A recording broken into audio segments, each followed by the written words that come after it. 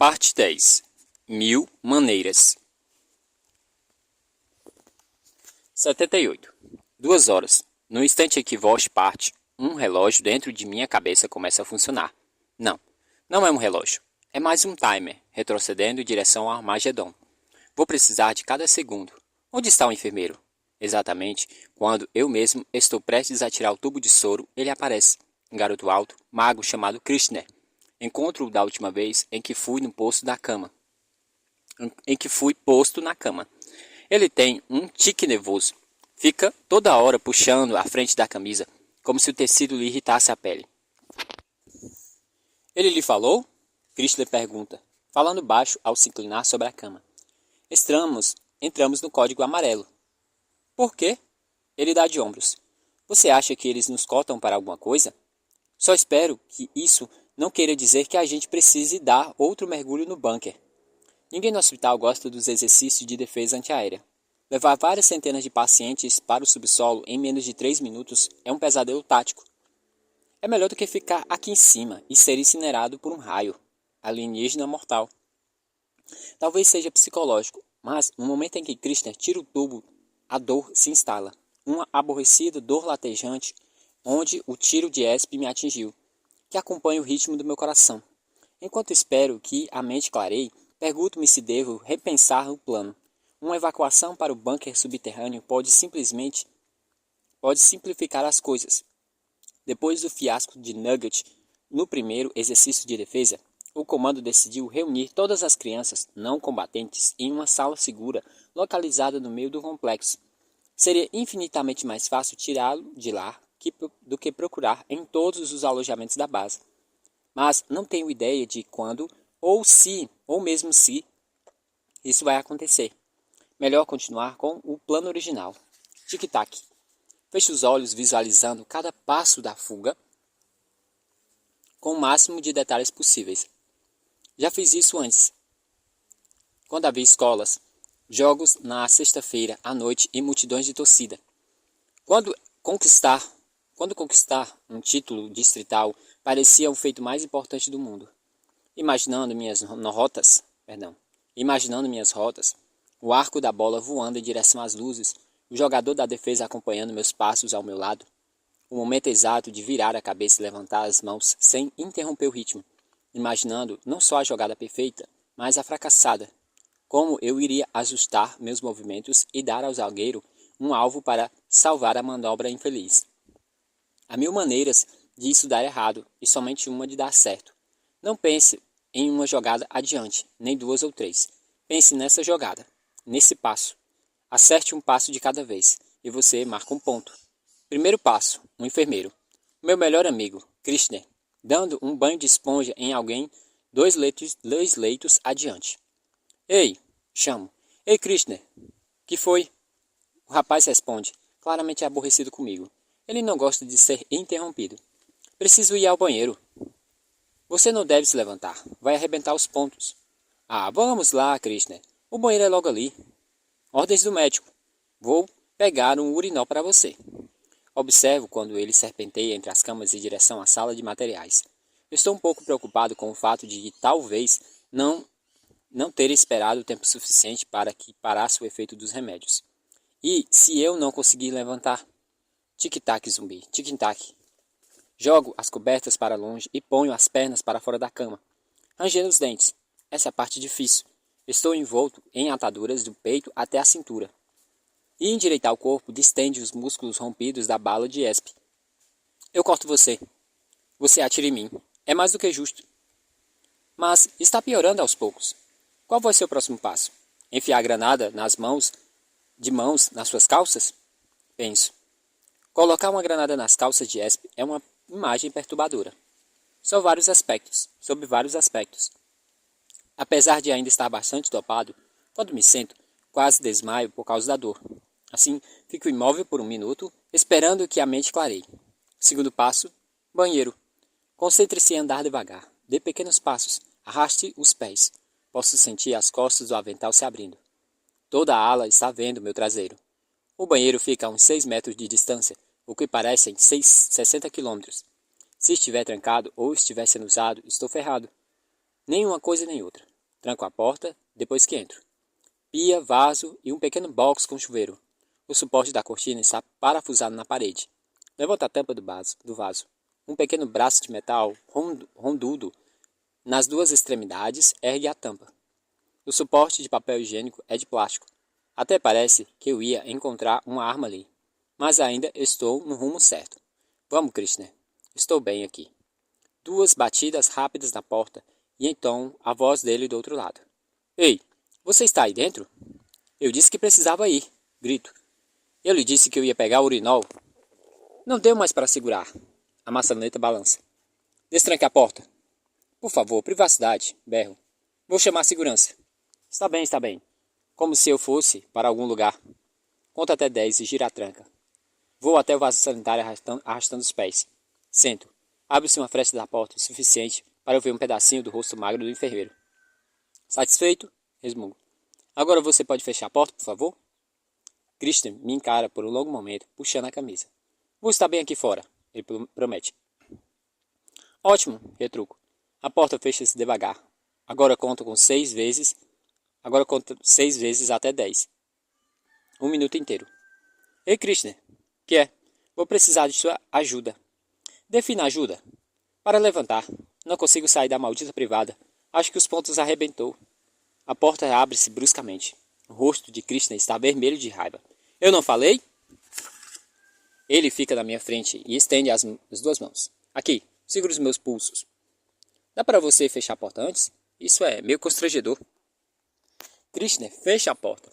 Envolvo os pulsos dele nos meus dedos. Pronto? Ele pergunta. Mais do que nunca.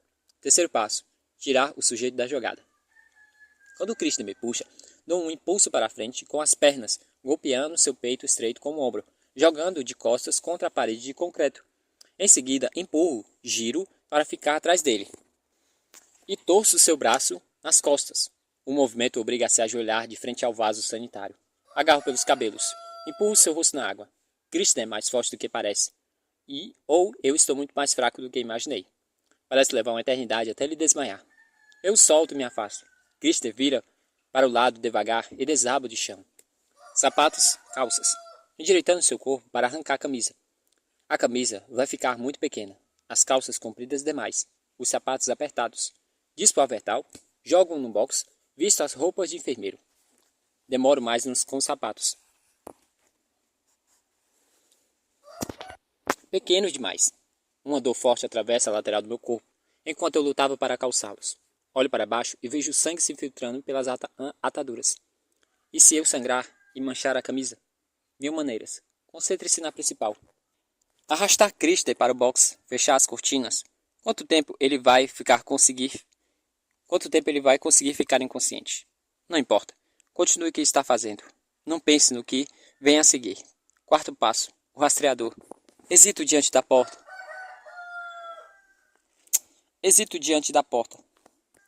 E se alguém entrar e viu o enfermeiro... E se alguém viu o enfermeiro entrar e agora me vê saindo sem ele? Então acabou. Ele vai matar você de qualquer jeito. Certo. Não morra simplesmente. Morra tentando. A porta da sala de operações está com um campo de futebol de distância. Depois de 2 fileiras de camas e passando pelo que parece uma horda de enfermeiros, enfermeiras e médicos de avental. Ando mais depressa que posso na direção da porta, cuidando de um lado ferido, que desequilibra meus passos, mas não posso evitar. Pelo que eu saiba, Vosh vem me rastreando e deve estar se perguntando por que não voltei para o leito. Atravesso a porta, vai e vem. Entro na sala de asepsia, onde o médico, de aspecto cansado, está com desinfetante até os cotovelos, preparando-se para uma cirurgia. Ele tem um sobressalto quando entro. O que você está fazendo aqui? Ele pergunta. Estou procurando luvas. Ficamos sem lá na frente. O cirurgião mostra uma fila de armários na parede oposta com um gesto brusco da cabeça. Você está mancando, ele nota. Você está ferido? Distendi o músculo levando o sujeito gordo ao banheiro. O médico enxágua o sabonete verde com os braços. Você deveria ter usado urinol. Caixas de luvas de látex, máscaras cirúrgicas, chumaços de algodão antissépticos, rolos de espalha-drapo. Em que raios de lugar estou? Sinto sua respiração na minha nuca. Tem uma caixa bem na sua frente, ele avisa. O cara está me olhando de um jeito engraçado. Desculpe, digo. Não tenho dormido muito. E quem tem? O cirurgião ri. Me dá uma cotovelada no ferimento à bala. A sala gira, muito. Cerra os dentes para não gritar. O médico atravessa correndo as portas internas até a sala de operação. Continua a procurar nas fileiras de armários, abrindo portas, remexendo nos suprimentos, mas não encontra o que procuro. Prestes a perder a consciência, sem fôlego, o ferimento latejando como um inferno. Quanto tempo Kirchner vai ficar desmaiado? Quanto tempo até alguém entrar para dar uma urinada e o encontre? Há um container no chão, ao lado dos armários com a etiqueta lixo hospitalar. Use luvas ao manusear. Arranca a tampa e bingo! Lá estão os chumaços de esponjas cirúrgicas ensanguentadas, seringas usadas e caracteres descartados. Certo, o bisturi está coberto de sangue coagulado. Acho que eu poderia esterilizá-lo com uma toalha antisséptica e lavá-lo na pia, mas não há tempo. Se um bisturi usado é o menor das minhas preocupações. Inclino-me para a pia para firmar o corpo. Empurro o dedo na nuca para localizar o rastreador sobre a pele. E então não corte, apenas aparte a lâmina rombuda e suja na sua pele até que ela se abra. 79. Quinto passo. Nugget. Um médico de aspecto extremamente jovem corre pelo corredor na direção dos elevadores, usando um avental branco e uma máscara cirúrgica, mancando, favorecendo ao lado esquerdo. Se alguém lhe abrisse o avental branco, seria possível ver uma mancha vermelha escura na camisa verde. Se alguém lhe puxasse o colarinho para baixo, também seria possível ver a atadura apressadamente aplicada na nuca. Mas, se tentassem fazer qualquer uma dessas coisas, um médico jovem o mataria. Elevador. Fechando os olhos enquanto ele desce, a menos que alguém tivesse deixado um carrinho de golfe convenientemente parado nas portas da frente. O caminho para o pátio levará 10 minutos. Depois, a parte mais difícil.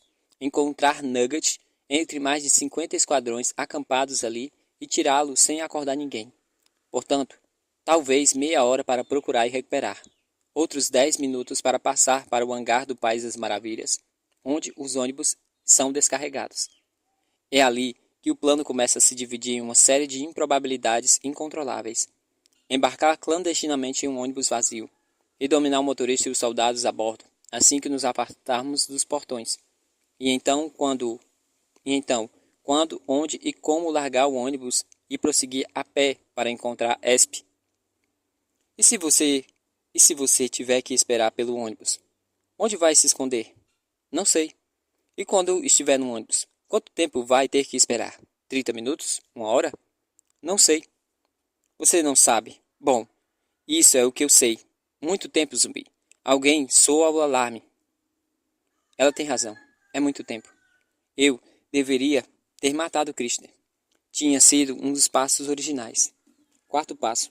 Matar Kirchner. Mas Kirchner não é um deles. Kirchner é só um garoto. Como Tank, como Ompa, como Flint. Kirchner não pediu essa guerra e não sabia a verdade sobre ela. Talvez ele não teria acreditado em mim se eu contasse a verdade, mas nunca lhe dei essa chance. Você é um moleirão. Você deveria ter matado o sujeito. Não se pode confiar na sorte, num pensamento positivo. O futuro da humanidade pertence aos fortes. Assim, quando as portas do elevador se abrem para o saguão principal, faço a promessa silenciosa para Nugget. A promessa que não fiz para minha irmã, cujo medalhão ele usa em volta do pescoço. Se alguém ficar entre nós, é um cara morto. É nesse momento em que faço essa promessa. É como se algo no universo decidisse responder, pois as sirenes de ataque antiaéreo disparam com um grito ensurdecedor. Perfeito. Pelo menos agora as coisas estão funcionando a meu favor. Nada de atravessar o campo agora. Nada de me esgueirar nos alojamentos à procura de Nugget como se fosse uma agulha no palheiro. Nada de correr até o ônibus. Em vez disso, disparar diretamente para as escadas que levam ao complexo subterrâneo. Agarrar Nugget no caos organizado da sala de segurança, ficar escondido até o aviso de que está tudo bem, e então para o ônibus. Simples. Estou a caminho das escadas, quando o salgão deserto se ilumina com um repulsivo brilho verde. O mesmo verde esfumaçado que dançou em volta da cabeça de Espe, quando eu olhava com a ocular. As luzes fluorescentes do teto foram apagadas, procedimento padrão de um exercício. De modo que a luz não está vindo do interior, mas de algum lugar do estacionamento. Eu me viro para olhar. Não deveria ter feito. Pelas portas de vidro, vejo o carrinho de golfe atravessando o estacionamento em direção ao campo de aviação. E vejo a origem da luz verde pousando na frente da cobertura do hospital, no formato de uma bola de futebol, só que 2 vezes maior. Ela me lembra um olho. Eu a encaro e ela me encara. Pulso, pulso, pulso. Faísca, faísca, faísca. Pisca, pisca, pisca.